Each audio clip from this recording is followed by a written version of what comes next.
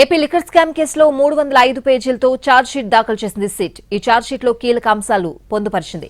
కొత్తగా మరో 8 మందిని నిందితులుగా చేర్చింది. ఈ 8 మందిలో ముప్పిడి అనిరుద్ రెడ్డి, బొల్లారం శివకుమార్, సైమన్ ప్రసన్, రాజీవ్ ప్రతాప్, కొమ్మారెడ్డి అవినాష్ రెడ్డి, మోహన్ కుమార్, అనిల్ కుమార్ రెడ్డి, సుజల్ బెహ్రూనున్నారు.